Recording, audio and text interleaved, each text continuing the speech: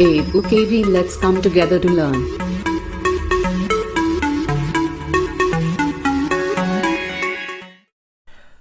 Hello friends, I am Mrityunjay Singh. Welcome to our YouTube channel EduKV। हमारे YouTube channel में आपका स्वागत है। अब आज हम फंडामेंटल यूनिट ऑफ लाइफ का चौथा वीडियो लेकर प्रस्तुत हैं। आई होप कि आपको पीछे के 3 वीडियो बिल्कुल पसंद आए होंगे, सारा कुछ समझ में आया होगा।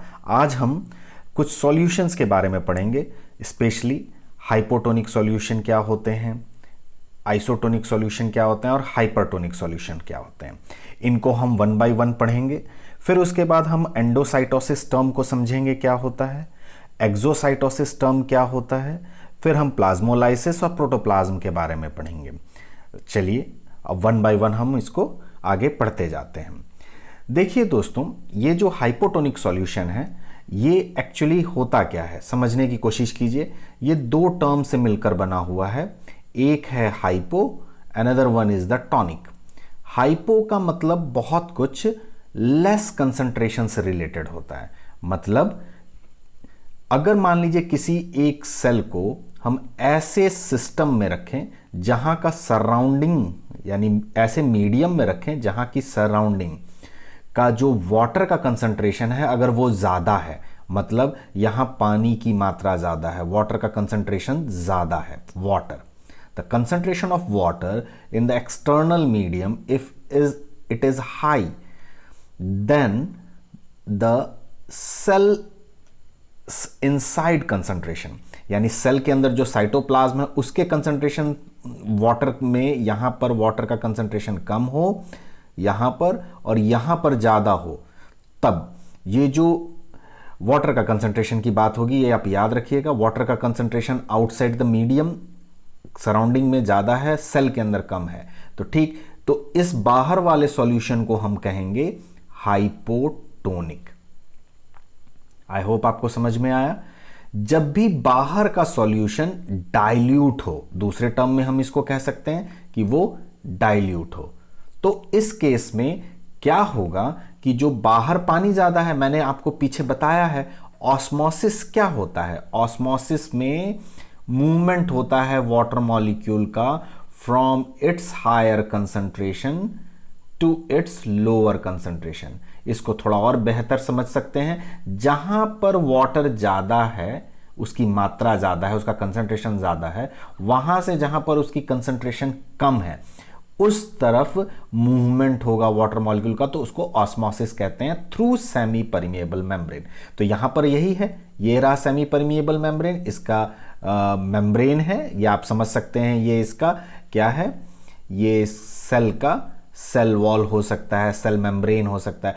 उसमें अगर बाहर से अंदर की तरफ वाटर मॉलिक्यूल आएगा, क्यों आएगा? क्योंकि यहां वाटर का कंसंट्रेशन बाहर की तरफ ज्यादा है, यहां वाटर का कंसंट्रेशन कम है, तो उस केस में वाटर यहां से अंदर की तरफ जाएगा। तो इस प्रोसेस को कहते हैं एंडोऑस्मोसिस।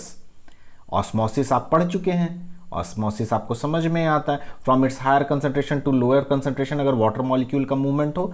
लेकिन यहां एक टर्म जुड़ा हुआ है एंडो, एंडो का means inside.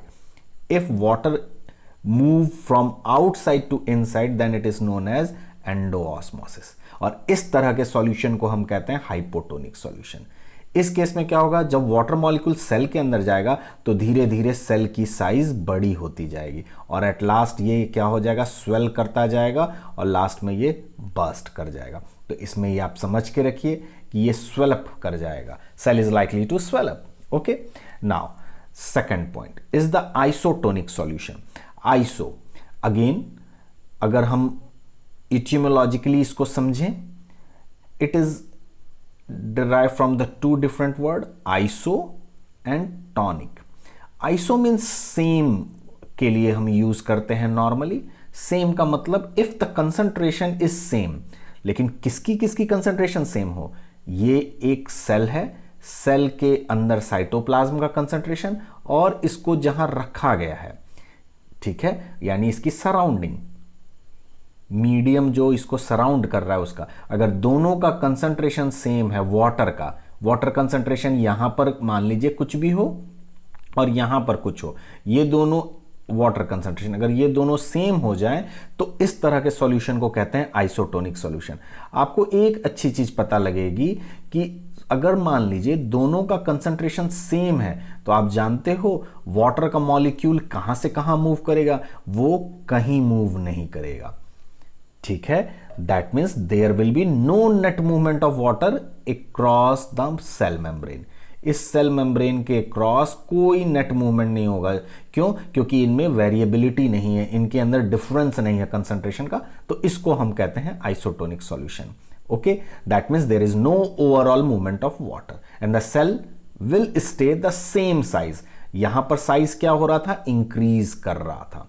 In the case of hypotonic, size of the cell will increase, while in the case of the hypotonic, size will increase, while in the case of isotonic, there is no change in the size of cell. Okay? अब इसको हम diagram से समझने की कोशिश करते हैं, आपको आएगा इसको समझ में। देखिए, ये है एक diagram. This is an example of hypotonic solution.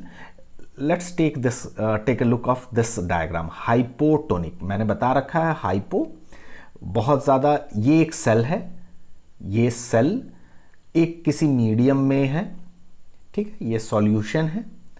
यहाँ पर क्या हो रहा है, ये मान लीजिए ये वो एक सेल है, ठीक है, और ये एक आउटर मोस्ट सॉल्यूशन है। अगर मान लीजिए बाहर की तरफ हाइपोटोनिक सॉल्यूशन है तो यहाँ वाटर का कंसंट्रेशन ज़्यादा होगा, वाइल इनसाइड द आरबीसी या जो भी सेल यहां लिया गया है उसके अंदर कंसंट्रेशन कम होगा, तो वाटर का movement from outside to inside होगा। ठीक है, तो ये हमको लग रहा है आपको समझ में आ रहा है। हाइपोटोनिक कंडीशन में जब पानी अंदर जाएगा, वाटर इंक्रीज करेगा उस सेल में, तो वो जो सेल होगा वो स्वेल अप कर जाएगा और अल्टीमेटली क्या हो जाएगा, उसको बर्स्ट कर जाएगा। Eventually it will burst. ठीक है, now again take an example of next diagrams. This is the isotonic solution. What I have told you, iso means same, concentration between इसमें सेम किसके किसके बीच में होगा, एक सेल के बीच में और उसके जो सराउंडिंग मीडियम है उसमें वाटर का कंसंट्रेशन सेम होगा। Here there is no net movement of water molecule from outside or inside. यहाँ कोई वाटर मूवमेंट नहीं होता है, ठीक है, क्योंकि दोनों का अमाउंट बराबर है, यहाँ भी वाटर का और यहाँ भी कंसंट्रेशन दोनों का बराबर है। तो अगर मान लीजिए वो यहाँ से यहाँ जितना मूव करेगा वो अंदर से बाहर भी आएगा। सो इसमें दोनों अंदर और बाहर वाटर का कंसंट्रेशन सेम होता है। तो ये हमने पढ़ लिया हाइपोटोनिक और आइसोटोनिक। नाउ अब हमको थर्ड वन देखना है, हाइपरटोनिक सॉल्यूशन। हाइपरटोनिक सॉल्यूशन किसे कहते हैं? Again it is made up of two different word, hyper, another one is tonic. Okay, hypertonic. Hyper का मतलब यहां क्या होगा, जस्ट रिवर्स होगा हाइपो की से। एक सेल है, उसका बाहर का मीडियम उसमें रखा गया है। अगर मान लीजिए बाहर का जो मीडियम है इसमें वाटर का मॉलिक्यूल का कंसंट्रेशन ज्यादा है, ठीक है, water concentration is more outside than inside. Inside से अगर वाटर कंसंट्रेशन यहां ज्यादा है तो वो हमने पढ़ा था किस केस में, हाइपोटोनिक के केस में पढ़ा था। अब मैं बोल रहा हूं इसका जस्ट अपोजिट पढ़ना है हमको। तो इस केस में क्या होगा, एक सेल, सेल का बाहर का मीडियम, यहां पर वाटर का concentration inside the cell is more, यहां वाटर का कंसंट्रेशन ज्यादा है अंदर की तरफ और बाहर वाटर का कंसंट्रेशन कम है। In that case water molecule move करेगा आउटसाइड, सेल से बाहर की तरफ मूव करेगा। तो आउटसाइड मूव करता है, इसीलिए हम इसको कहते हैं exo. And the process is known as generally it is known as osmosis. क्यों? क्योंकि इसके अंदर वो मेम्ब्रेन, सेमी परमिएबल मेम्ब्रेन के थ्रू वाटर मॉलिक्यूल का ट्रांसपोर्ट होता है, तो इसलिए इसे हम एक्सो ऑस्मोसिस कहते हैं। इस तरह से ये जो बाहर का सॉल्यूशन है, इस तरह के सॉल्यूशन को हम बोलते हैं हाइपरटोनिक सॉल्यूशन। और यहां क्या होगा, जब अंदर से वाटर मॉलिक्यूल बाहर आ जाएंगे तो जो सेल होगा वो श्रिंक कर जाएगा, ठीक है, ऐसे ऐसे श्रिंक कर जाएगा, अंदर से वाटर मॉलिक्यूल सब बाहर निकल जाएंगे। आपको ये समझ में आ गया होगा। ये थर्ड था हमारा हाइपरटोनिक सॉल्यूशन। इसी से मिलता जुलता मैं आपको एक इसका डायग्राम दिखा देते हैं। ये है हाइपरटोनिक का एग्जाम्पल। आप जरा समझिए, हाइपरटोनिक में देखिए ये सिंपल एक सेल था, सेल में से वाटर मॉलिक्यूल्स बाहर निकल गए, that means it tends to the exosmosis. ये एक्सोऑस्मोसिस परफॉर्म हुआ, जिसके कारण क्या हो जाएगा, ये श्रिंक कर गए। ये देखिए सारे श्रिंक कर गए जा रहे हैं, ये श्रिंक कर जा रहे हैं, ये देखिए ये shrink, water molecules move outside. Okay, इस तरह से इसको हम बोलते हैं हाइपरटोनिक सॉल्यूशन। अब आप देखिए नेक्स्ट जो है हमारा एंडोसाइटोसिस। एंडोसाइटोसिस किसे कहते हैं? एंडोसाइटोसिस एक टर्म है, आपको समझना होगा। हम जानते हैं किसी भी सेल का जो मेम्ब्रेन है, यानी सेल मेम्ब्रेन है, they are flexible in nature. अगर ये फ्लेक्सिबल होगा, let's take an example of unicellular organism, amoeba. As I have told you, हमने बताया कि एक अमीबा यूनिसेलुलर ऑर्गेनिज्म होता है। अगर उसके पास फूड पड़ा हुआ है तो वो इसको कैसे इनगल्फ करेगा? सेल इसके चारों तरफ अपना जो मेम्ब्रेन है उससे धीरे धीरे धीरे धीरे कवर अप करेगा और धीरे धीरे ये मूव करके आगे बढ़ जाएगा। इस तरह से ये फूड मॉलिक्यूल इस अमीबा के अंदर चला जाएगा। तो इसको हम कहते हैं endocytosis. Endo means inside the cell. अगर मान लीजिए सेल मेम्ब्रेन ऐसे ग्रोथ किया, इसकी फ्लेक्सिबिलिटी है कि वो फूड को या अदर मॉलिक्यूल्स को बाहर से अंदर की तरफ ले जाए एनवायरनमेंट में, तो इस प्रोसेस को कहते हैं एंडोसाइटोसिस। और मैंने बताया आपको अमीबा इसी तरीके से, इसी प्रोसेस से फूड लेता है। तो आपसे अगर किसी ने पूछा how does amoeba engulf its food, तो आपको बताना होगा बाय द और through the process of endocytosis. और एंडोसाइटोसिस क्यों परफॉर्म हो सकता है? क्योंकि उसकी सेल मेम्ब्रेन फ्लेक्सिबल होती है। Now types of endocytosis. तो टाइप्स कैसे डिसाइड होगा? पहला टाइप ये हो जाएगा कि अगर टाइप्स कैसे डिसाइड करेंगे, पहला टाइप तो हमारा टर्म ही दिया हुआ है, फैगोसाइटोसिस। फैगोसाइटोसिस। साइटोसिस तो हमारा मेम्ब्रेन के मूवमेंट को बोल दिया कि इसको इनगल्फ कर लिया। फैगोसाइटोसिस का मतलब, अगर मान लीजिए ये अमीबा है और यहां पर इसका फूड मॉलिक्यूल्स सॉलिड पार्टिकल है, तो इसको अगर वो इनगल्फ करेगा सॉलिड फूड मटेरियल को, तो उस प्रोसेस को हम कहते हैं फैगोसाइटोसिस। ठीक है, व्हेन इट ईट और engulf solid food material, solid. अगर अमीबा या यूनिसेलुलर ऑर्गेनिज्म किसी लिक्विड फूड मटेरियल को अगर इनगल्फ करे, that is known as pinocytosis, means fluid matter को। ओके, इसको हम कहेंगे pinocytosis. I hope am I clear to you? Phagocytosis और पिनोसाइटोसिस। नाउ अब देखिए, हम आगे आपको बताते हैं। एक प्रोसेस है, यह डायग्राम देख चुके हैं हम ऑलरेडी। अब इन तीनों को समझने की कोशिश कीजिए। हमने क्या क्या बताया? Hypertonic, in the case of hypertonic हमारा क्या होता है? एक्सोऑस्मोसिस होता है। एक्सो का मतलब water move from the cell to the outside, cell से आउटसाइड होता है। और ये जो प्रोसेस होता है जिसके कारण cell tend to shrink. Okay, और इस कंडीशन को हम फ्लैसिड कंडीशन भी कहते हैं। ठीक है, क्या कह सकते हैं? फ्लैसिड कंडीशन भी कह सकते हैं। Next one is the isotonic. Isotonic, there is no change in their structure, no change. आप देखिए इसमें कोई चेंज नहीं होगा। क्यों? आइसो है, आइसो का मतलब सेम है। ठीक है, सेम है। क्या सेम है इसमें? कंसंट्रेशन बाहर और अंदर, सेल के अंदर और सेल के बाहर दोनों जगह कंसंट्रेशन सेम है, इसलिए there is no movement of water molecule from outside to inside. Now the third condition is hypotonic. Hypotonic में क्या होता है? बाहर का जो कंसंट्रेशन है वाटर मॉलिक्यूल्स का वो ज्यादा होता है, अंदर कम होता है, इसीलिए बाहर से अंदर की तरफ वाटर मॉलिक्यूल मूव करते हैं। इस केस में ये क्या करेगा? स्वेल कर जाएगा और अल्टीमेटली ये क्या कर जाता है? बर्स्ट कर जाता है। ओके, अल्टीमेटली ये बर्स्ट कर जाएगा। अब आप देखिए नेक्स्ट हमारा है एंडोसाइटोसिस का। ये डायग्रामेटिक रिप्रेजेंटेशन है। आप एंडोसाइटोसिस मैंने बताया था अभी, अगर यूनिसेलुलर ऑर्गेनिजम्स हैं वो क्या करेंगे? फूड मटेरियल को इनगल्फ करते हैं। तो इनगल्फ करने के कई तरीके हो सकते हैं। अगर वो सॉलिड को करते हैं तो उसे फैगोसाइटोसिस कहते हैं, अगर वो लिक्विड को करते हैं तो उसे पिनोसाइटोसिस करते हैं। ये मैंने पीछे बता दिया है 2 स्लाइड पहले। अब हम पढ़ते हैं एंडोसाइटोसिस के बारे में। कैसे, ध्यान से जरा देखिए। आप ये देखिए इस फिगर में, यहां आपको नजर आएगा दो तीन चीजें। फर्स्ट है, हम किसे कहेंगे पिनोसाइटोसिस, किसे कहेंगे फैगोसाइटोसिस। ध्यान दीजिए, ये है पिनोसाइटोसिस।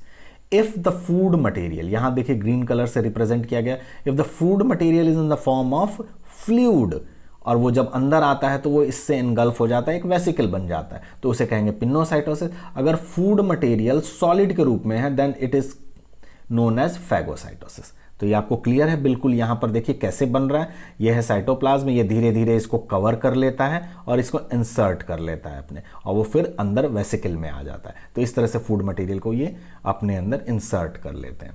ओके, नाउ ये एनिमल सेल की एक सिंपल सी दिया हुआ है डायग्राम। अब आप देख सकते हैं एंडोसाइटोसिस को और एक इलेबोरेटिव स्ट्रक्चर्स के through. If the food material is in solid form, तो देखिए सॉलिड ये इस मेम्ब्रेन के नजदीक आया, ये प्लाज्मा मेम्ब्रेन इसको कवर कर लिया, और जब कवर कर लिया तो धीरे से ये डिटैच होकर अंदर आ जाएगा। इसको हम बोलेंगे फूड मॉलिक्यूल और फैगोसोम, और ये प्रोसेस शुरू से मैं बता रहा हूं फैगोसाइटोसिस कहते हैं। Next one is the pinocytosis.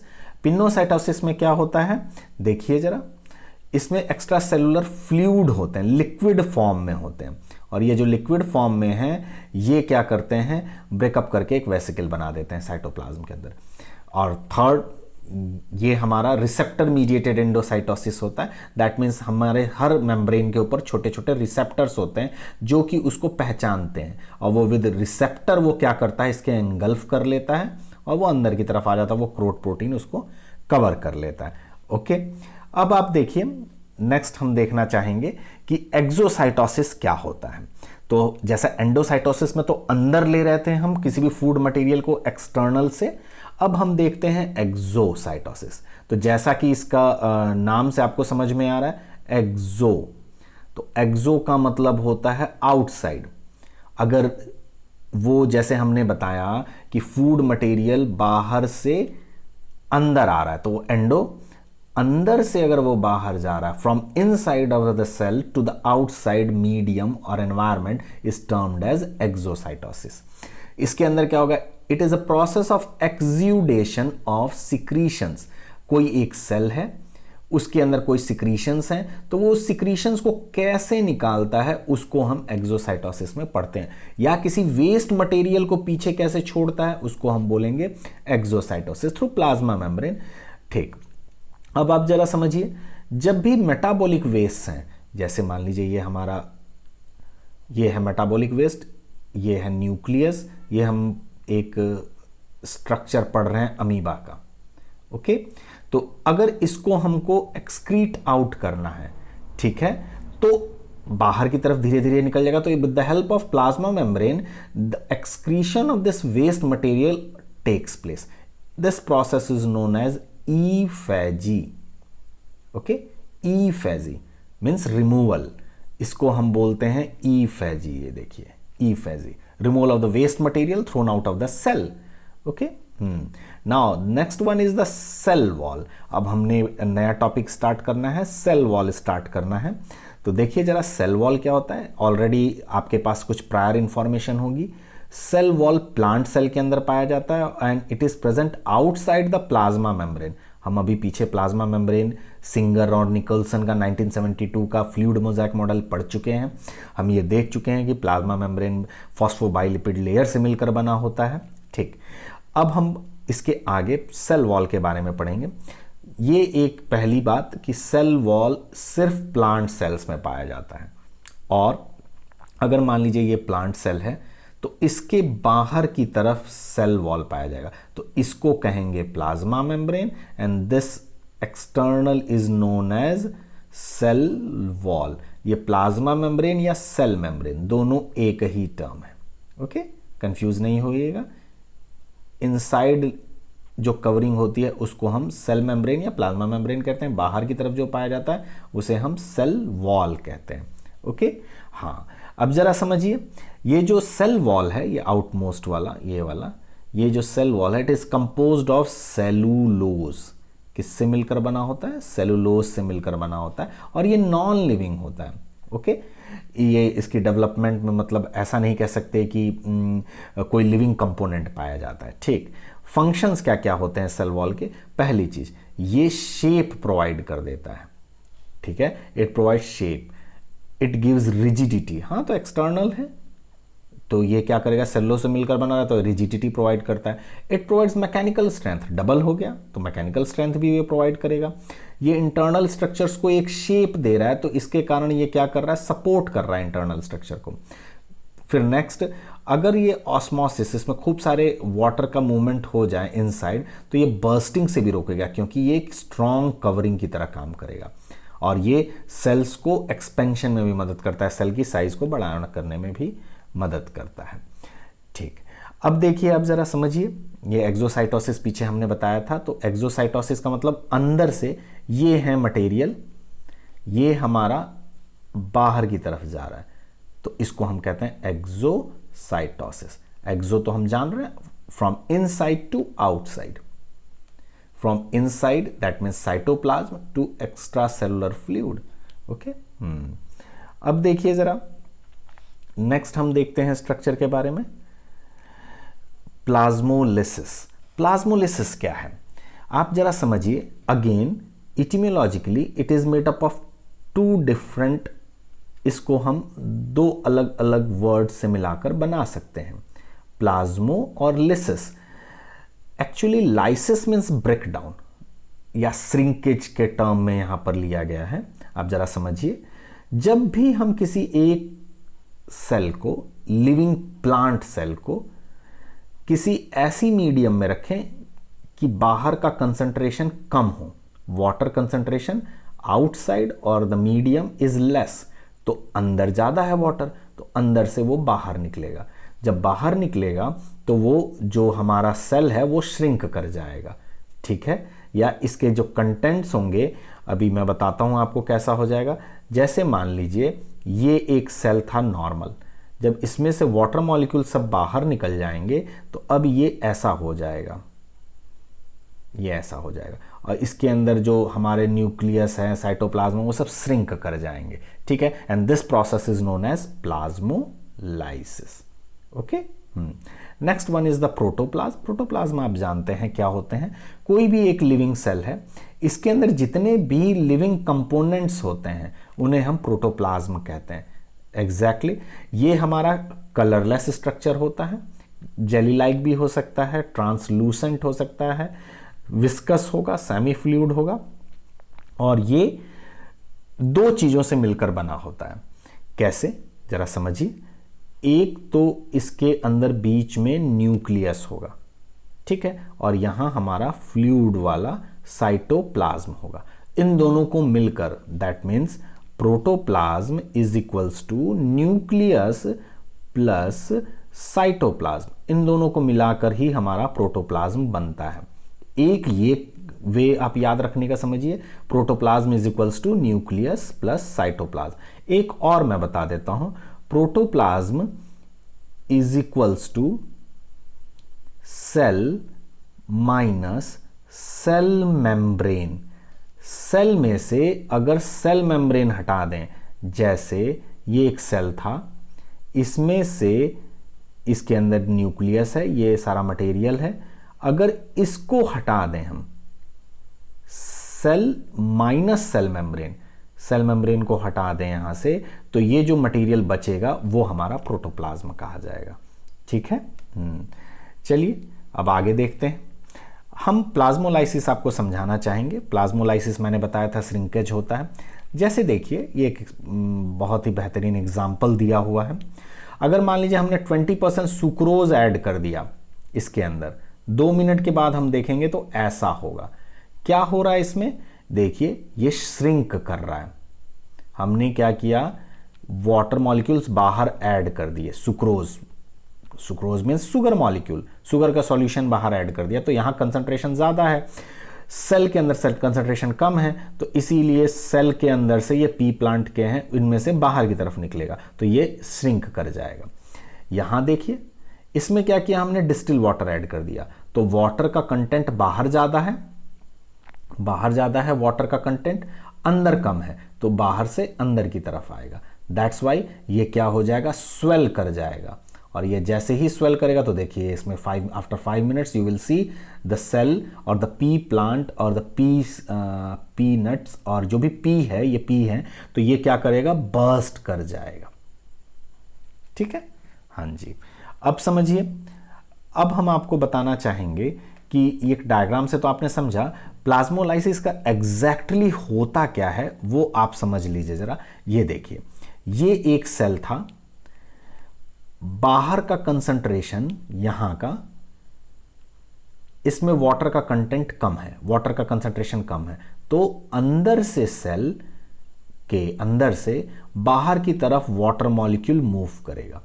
Due to the movement of the water molecule from inside of the cell to the outside और द मीडियम, ये धीरे धीरे अंदर का जो इसका सेल है वो देखो साइटोप्लाज्म, वो कंस्ट्रिक्ट करने लगेगा और श्रिंक करने लगेगा, and this process is known as plasmolysis.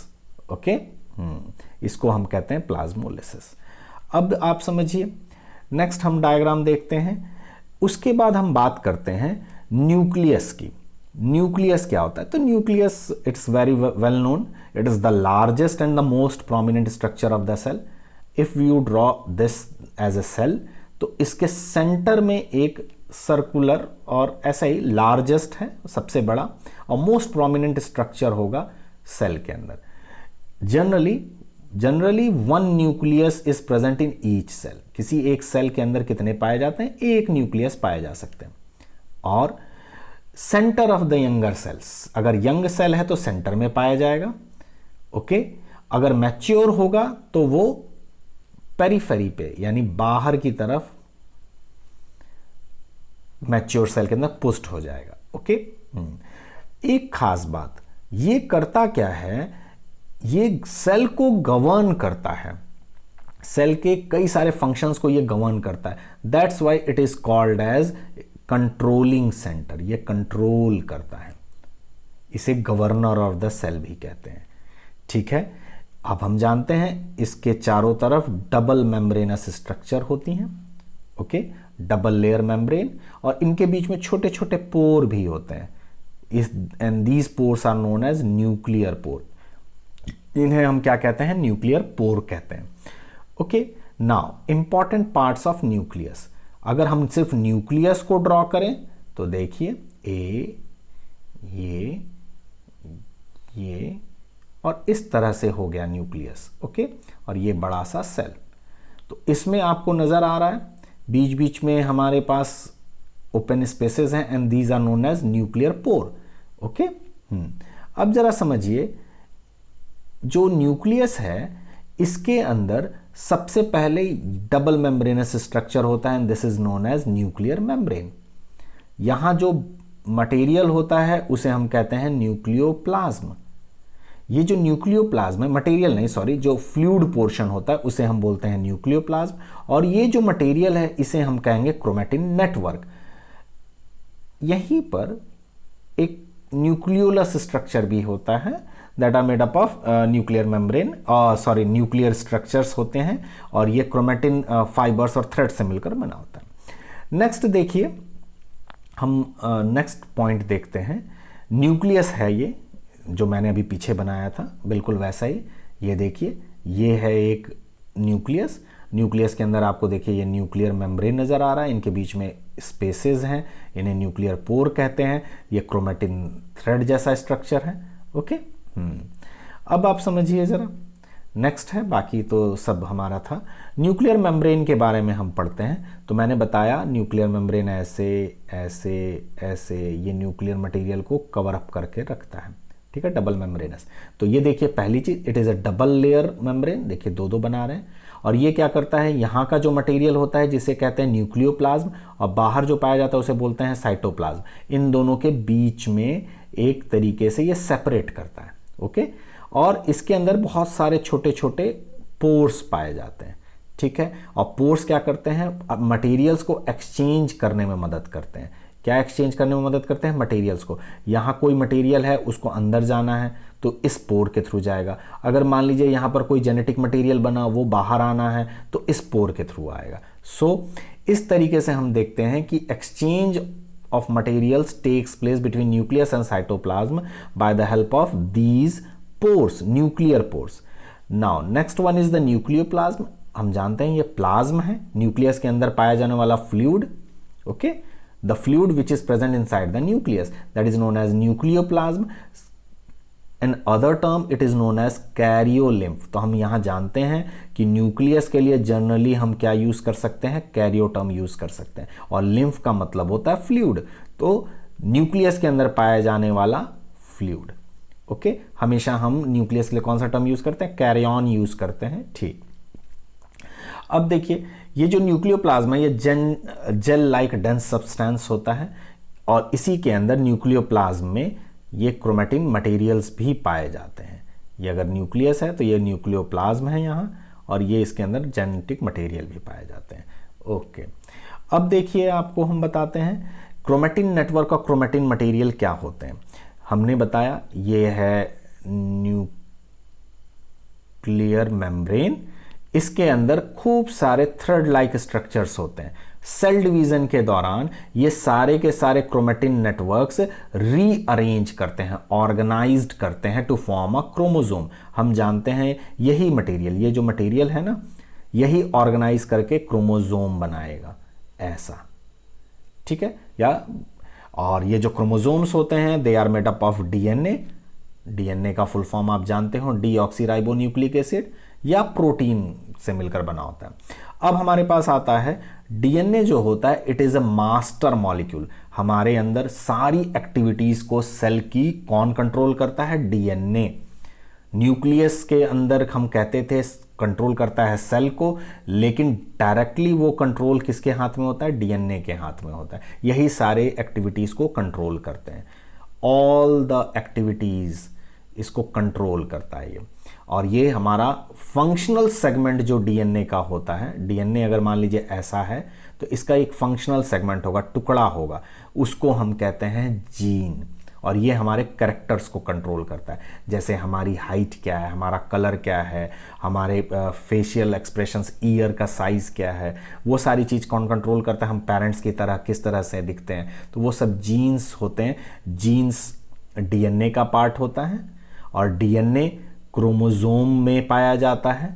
ठीक है, और क्रोमोसोम बनता कैसे है, क्रोमेटिन थ्रेड की मदद से बनता है, नेटवर्क की मदद से बनता है. Okay, on one chromosome many genes are present. अगर मान लीजिए एक क्रोमोसोम है तो इसमें छोटा यहाँ एक जीन हो सकता है, यहाँ हो सकता है, यहाँ हो सकता है, कितने भी जीन्स पाए जा सकते हैं. और ये हेरिडिटरी वेहिकल है, ये एक समझने की चीज़ है. It is known as heredity vehicle.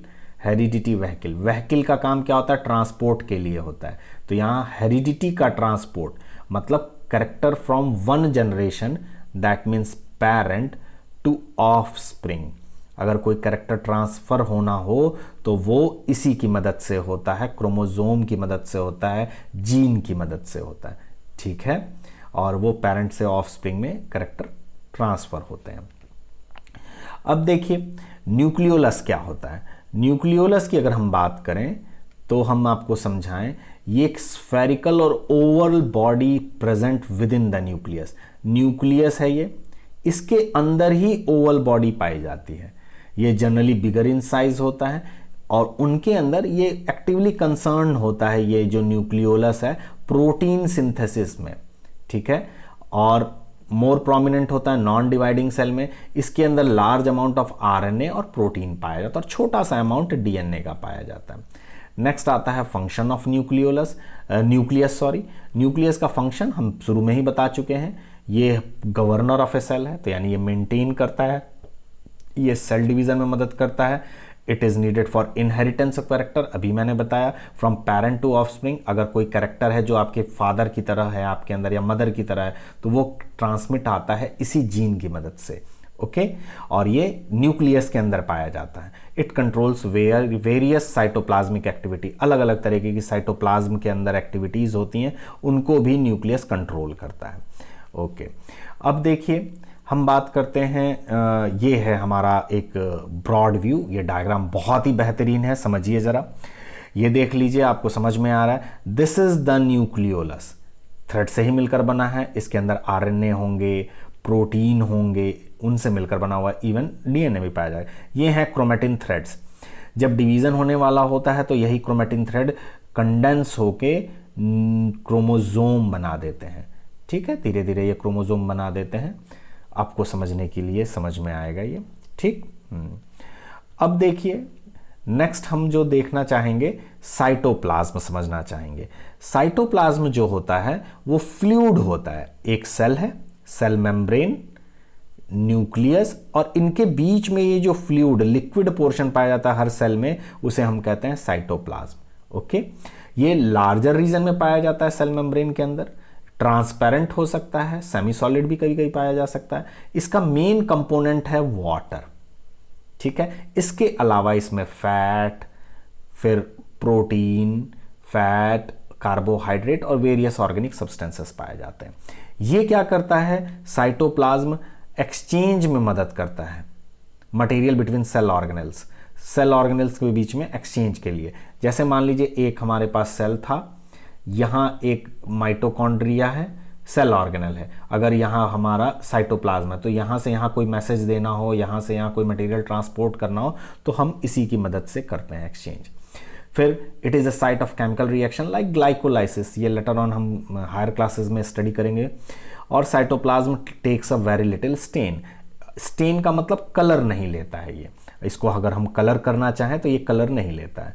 ठीक है, नेक्स्ट हम देखेंगे, ये आपको समझ में आ गया होगा साइटोप्लाज्म के बारे में। तो आप अगर ये डायग्राम देखेंगे तो समझ में आएगा, ये पूरा जो येलोइश है ना, ये पूरा साइटोप्लाज्म है। ये मैं एक बना रहा हूँ, अदरवाइज ये है साइटोप्लाज्म पूरा। ठीक है, तो ये हमारे सेल ऑर्गेनल हैं, ये सेल ऑर्गेनल है, ये सेल ऑर्गेनल है, ये सेल ऑर्गेनल है, ये सेल ऑर्गेनल है। अगर इनके बीच में कुछ मटेरियल का ट्रांसपोर्ट करना है तो साइटोप्लाज्म के थ्रू होगा। आपको ये समझ में आ रहा है, ये पूरा डायग्राम दिख रहा है कि कैसे इसके अंदर हम कर सकते हैं। तो ये क्विक रीकैप है एक्चुअली पूरा प्रोकैरियोटिक और यूकैरियोटिक में। मैंने एक अपने जो हमारा वीडियो नंबर 2 था उसमें भी इनके बीच में डिफरेंसेस बताए हैं, तो आप देख लीजिए प्रोकैरियोटिक सेल क्या होता है, eukaryotic. There is generally they are difference in the size.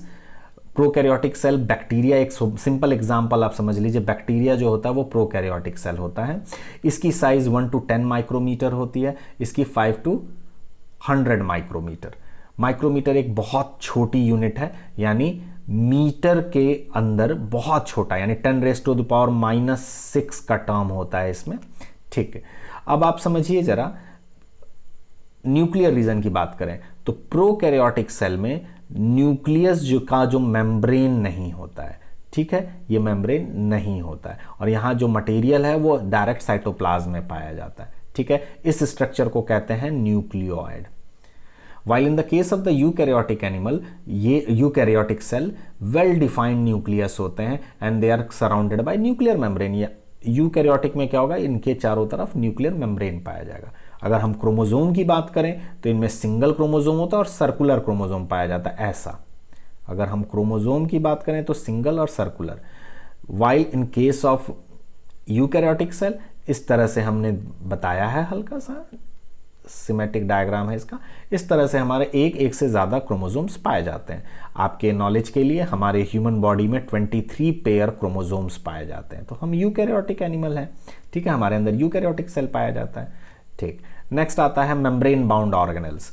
Prokaryotic में एब्सेंट होते हैं, जैसे मेम्ब्रेन बाउंड ऑर्गेनेल्स में आप समझ लीजिए क्या क्या हो सकते हैं, माइटोकॉन्ड्रिया हो सकता है, प्लास्टिड हो सकते हैं, गोल्गी एपरेटस, ये सब हमारे क्या आते हैं, गोल्गी एपरेटस, ये सब हमारे प्रोकैरियोटिक सेल में आते हैं। यहाँ पर ये पाए जाते हैं, यानी double membranous structures. Cell division इनमें सिंपल फ्यूजन के द्वारा होता है, जैसे ये एक है, ये हमारा लेट करो, ये हमारा एक बैक्टीरियल सेल है, ये जब डिवाइड करेगा तो सिंपल फ्यूजन होगा, ब्रेक करेगा 2 सेल बन जाएंगे। ठीक है, इस प्रोसेस को कहते हैं एमाइटोसिस, यानी सिंगल जो पेरेंट था वही डिवाइड करके 2 हो गया। ओके, इसमें पेरेंट की डेथ नहीं होती। जबकि यहां पर क्या होता है, यूकैरियोटिक सेल में, हमारे बॉडी में अगर ये पेरेंट सेल है और ये डिवाइड होकर 2 बन गए तो ये एक्चुअली इसको प्रोड्यूस करेगा, उसके बाद फिर इनकी डेथ होगी। ये 2 तरह के हमारे सेल डिवीजन के प्रोसेसेस हैं, mitosis and meiosis, which we will discuss later on. Next हमारा आता है न्यूक्लियस। न्यूक्लियस के बारे में जरा समझिए। ट्रू न्यूक्लियस नहीं पाया जाता प्रोकैरियोट में, मैं बता चुका हूं क्यों, क्योंकि इसके अंदर मेम्ब्रेन, न्यूक्लियर मेम्ब्रेन नहीं पाई जाती। यहां ट्रू न्यूक्लियस प्रेजेंट होता है। Why it is called as true nucleus? Because nuclear membrane is present. Ribosome की बात आती है। यहां राइबोसोम जो होते हैं वो छोटे छोटे होते हैं, smaller in size and randomly scattered. इस पूरे सेल में रेंडमली स्कैटर्ड होंगे इनके केस में। यहां पर क्या होगा, बिगर इन साइज होंगे वो, ठीक है, और they are attach to the endoplasmic reticulum. तो एंडोप्लाज्मिक रेटिकुलम का जब हम स्ट्रक्चर पढ़ेंगे, देखेंगे, तब हमको समझ में आएगा कि इसके ऊपर ये अटैच रहता है एंडोप्लाज्मिक रेटिकुलम के। कौन? राइबोसोम। अब आप इसका एग्जाम्पल देख लीजिए। Bacteria and blue green algae are example of prokaryotic cell, और plants, animal and fungi are common examples of eukaryotic cell. तो ये एक ऑलरेडी मैंने पहले भी बता रखा है। अब आप इसको देख के समझ सकते हैं कहाँ क्या है। आप एक देख लीजिए डायग्राम, ये जैसे हमने अभी बताया आपको क्या, कि प्रोकैरियोटिक सेल और यूकैरियोटिक सेल। तो आप ये देख सकते हैं, that is this is the size. ये है एक प्रोकैरियोटिक सेल। प्रोकैरियोटिक सेल में देखिए प्लाज्मा मेम्ब्रेन होगा, साइटोप्लाज्म होगा, डीएनए होगा और न्यूक्लियोइड होगा। इसमें डबल मेम्ब्रेनस सेल ऑर्गेनेल नहीं पाए जाते। यहाँ अलग है। यहाँ देखिए क्या क्या पाया जाएगा। ये रहा double membranous cell organelle, mitochondria है। ये एंडोप्लाज्मिक रेटिकुलम हो सकता है। अब देखिए ये है न्यूक्लियस। न्यूक्लियस के चारों तरफ न्यूक्लियर मेम्ब्रेन, यहाँ न्यूक्लियर मेम्ब्रेन नहीं पाया जाता है। साइज में देख लीजिए डिफरेंस कितना है। आपको ये दोनों डायग्राम हमको लग रहा है समझ में आएगा, प्रोकैरियोटिक और यूकैरियोटिक का। एक दूसरा हमारा डायग्राम देख लीजिए प्रोकैरियोटिक सेल का। ये देखिए, इस डायग्राम से देख के आप समझ सकते हैं, ये है prokaryotic cell and this is an example of eukaryotic cell. देखिए प्रोकैरियोटिक सेल में कोई भी हमारे सेल ऑर्गेनेल नहीं पाए जा रहे हैं। यहाँ पर देखिए ये है cell organelle, these are all mitochondria. यहाँ पर हमारे एंडोप्लाज्मिक रेटिकुलम पाए जाते हैं। फिर ये हमारा देखिए एक ट्रू न्यूक्लियस है, यानी जिसके चारों तरफ कवरिंग पाई जा रही है। ओके, अब आप ये मुझे लग रहा है आपको समझ में आ रहा होगा कि क्या क्या है। अब हम जो सेल ऑर्गेनेल्स हैं इनके बारे में पढ़ेंगे। तो सेल ऑर्गेनेल्स के बारे में जब भी हम पढ़ें तो आपको ये समझ में आना चाहिए, सेल ऑर्गेनेल्स में अभी डिस्कस किया मैंने कि सेल ऑर्गेनेल्स क्या होते हैं। तो सिर्फ हम इसका इंट्रोडक्टरी पार्ट देखेंगे। सेल ऑर्गेनेल्स वो होते हैं, they are the membrane bound structures. ये एक सेल है, न्यूक्लियस है, और यहाँ हमारा मान लीजिए माइटोकॉन्ड्रिया। तो मेम्ब्रेन बाउंड यानी डबल मेम्ब्रेनस स्ट्रक्चर होगा। साइटोप्लाज्म के अंदर पाया जाता है, इन्हें सेल ऑर्गेनेल्स कहते हैं। जैसे mitochondria, chloroplast, nucleus, endoplasmic reticulum. एक और खास बात, ये जो स्ट्रक्चर्स होते हैं वो मेम्ब्रेन बाउंड होते हैं।